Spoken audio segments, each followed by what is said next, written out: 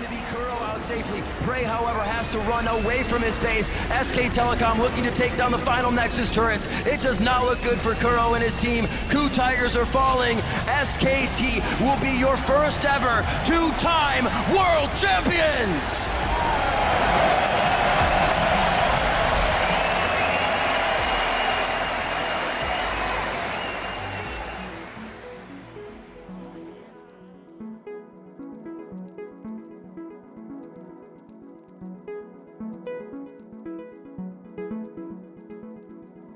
Video games have grown to become the biggest entertainment industry in the world, selling out stadiums and beating both movies and television in annual revenue.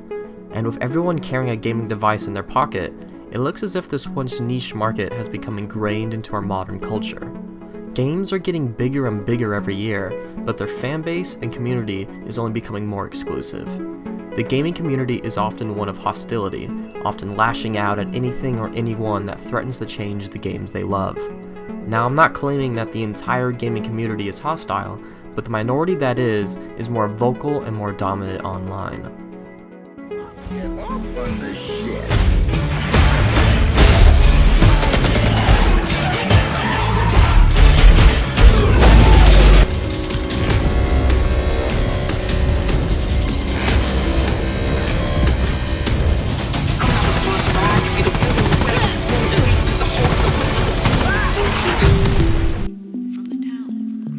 This is what gaming is commonly seen as by the general public. Brutal, violent, and often immature.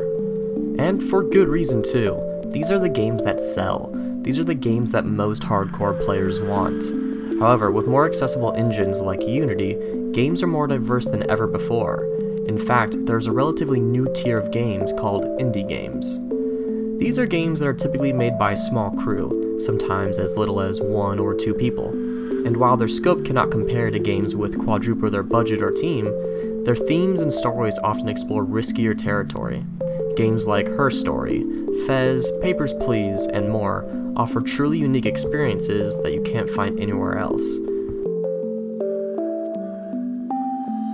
But the gaming community holds a strong resistance to these types of titles. For example, every month both Sony and Microsoft release free games through a subscription service on their consoles. Sony has PlayStation Plus, while Microsoft has Games with Gold.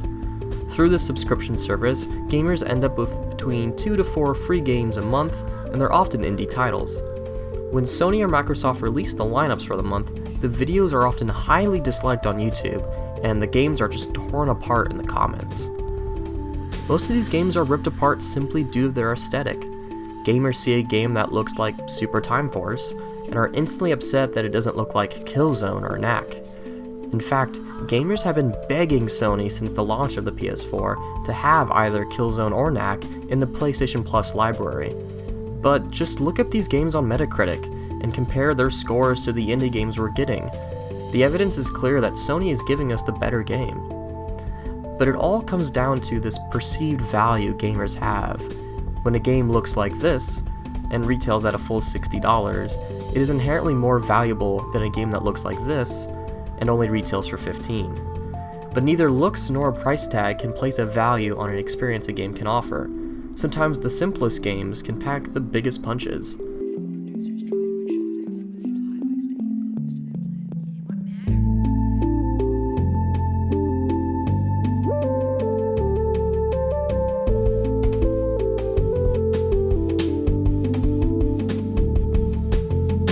No one is trying to take away the games you love, and hey, I think we can all agree that getting a headshot in Call of Duty is fun, but that doesn't mean we need to limit ours or others' experiences with games.